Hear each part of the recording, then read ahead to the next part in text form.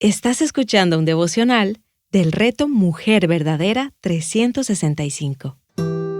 Hechos capítulos 12 y 13, escrito por Laura González de Chávez, leído por Carmen Espaillat. La persecución arrecia. Hoy vemos la persecución arreciar al punto de dar muerte a Jacobo, el hermano de Juan. En su intento de continuar agradando a los judíos, Herodes encarcela a Pedro y redobla la custodia. En su soberanía y sabiduría, Dios permitió la muerte de Jacobo, pero libró a Pedro. Él mandó un ángel para liberarlo en respuesta a las oraciones fervientes del pueblo. Nadie puede contra Dios. Lejos de obstaculizar la propagación del Evangelio, todos estos acontecimientos contribuyen para acelerarlo. La palabra del Señor continuaba creciendo y multiplicándose. ¿Estás en una situación desesperada? Clama a Él ferviente y desesperadamente. Él escucha nuestras oraciones. Nada obstaculiza sus propósitos ni sus planes. En mi angustia invoqué al Señor y clamé a mi Dios. Desde su templo oyó mi voz y mi clamor delante de Él llegó a sus oídos.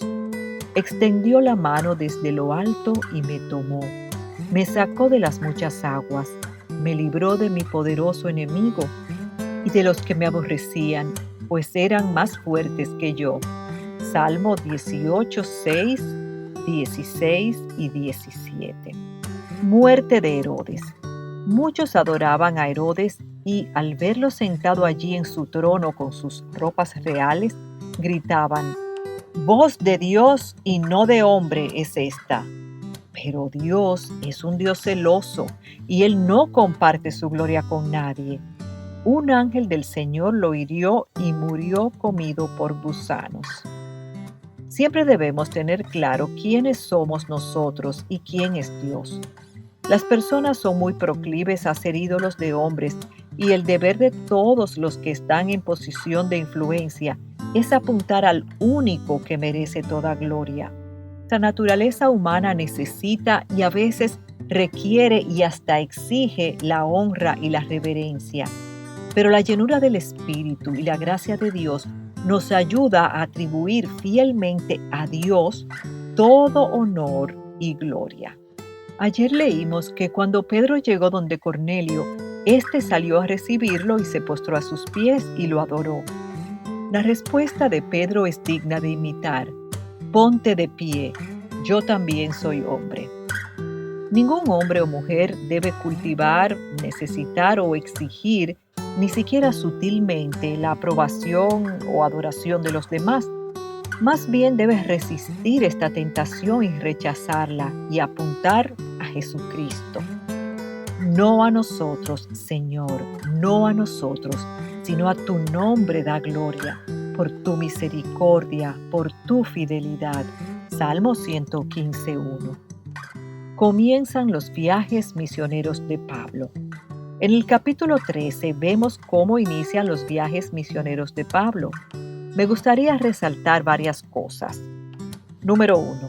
La iglesia de Antioquía creció y tenía varios líderes, profetas y maestros, dirigidos totalmente por el Espíritu Santo.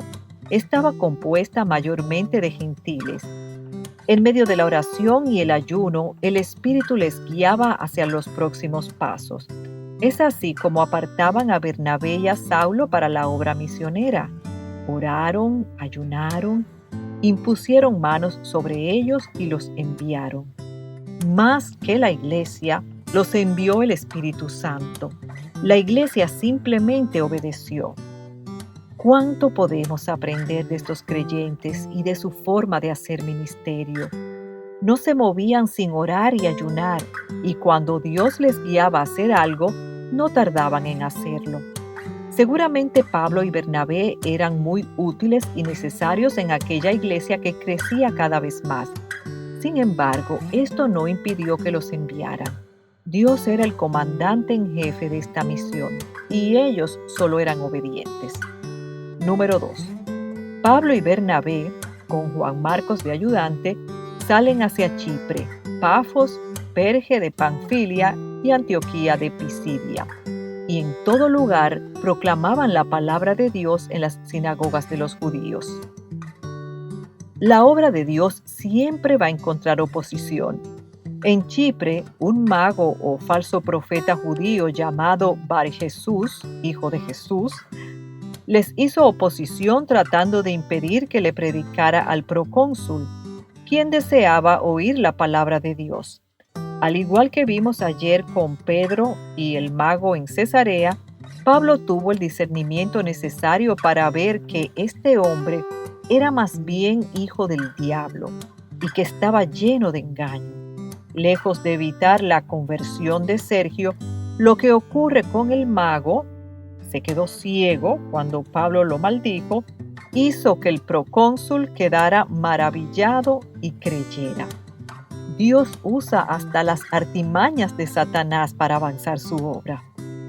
Número 3. Los judíos y los hombres temerosos de Dios escuchaban el mensaje de Pablo con interés. Pablo les hizo un recuento de la historia del pueblo de Israel desde su esclavitud en Egipto y cómo Dios había prometido un Salvador que los justificaría por fe. Este Salvador haría lo que la ley no pudo hacer a través de Moisés, cumpliéndose esta profecía en la persona de Jesús. Aunque muchos judíos y prosélitos, gentiles convertidos al judaísmo, creyeron, cuando los judíos vieron lo que estaba ocurriendo, se llenaron de celo y contradicen todo lo que ellos enseñaban. Los celos no nos permiten ver la obra de Dios.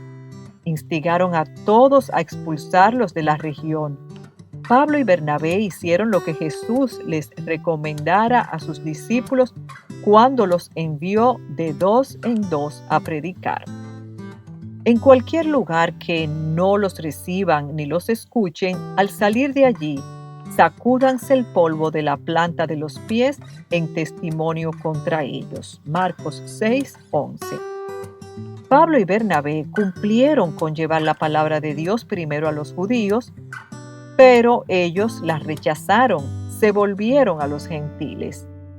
Estos se regocijaban en la palabra y crecían todos cuantos estaban ordenados a vida eterna, confirmando la doctrina que enseña que Dios eligió desde antes de la fundación del mundo los que serán salvos. Las ramas fueron desgajadas para que nosotros, los gentiles, fuéramos injertados. Ver Romanos 11:11 al 24. Alabado sea Dios por su gran misericordia. Número 4. Por razones desconocidas, Juan Marcos se apartó de ellos y volvió a Jerusalén. Sabemos que hubo un conflicto o desacuerdo entre ellos, pero sabemos que más adelante volvieron a ministrar juntos.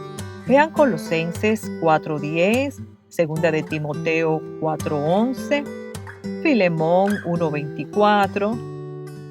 Hay ocasiones en que los diversos puntos de vista mueven a dos siervos en direcciones opuestas, pero continúan sirviendo el mismo reino. Esta historia entre Pablo y Marcos muestra que en Cristo la reconciliación siempre es posible. ¿De qué manera has visto a Satanás obstaculizando el obrar de Dios en tu propia vida? ¿Cómo has visto a Dios glorificarse en esas situaciones? La palabra nos anima a orar sin cesar en todo tiempo.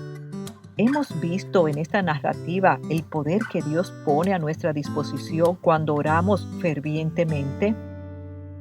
¿Cómo te anima a cultivar tu vida de oración? ¿Qué te ha enseñado el Señor sobre Él mismo y sobre la forma como Él obra a través de estos relatos históricos? Comparte debajo. Para más recursos como este, visita nuestra página web avivanuestroscorazones.com.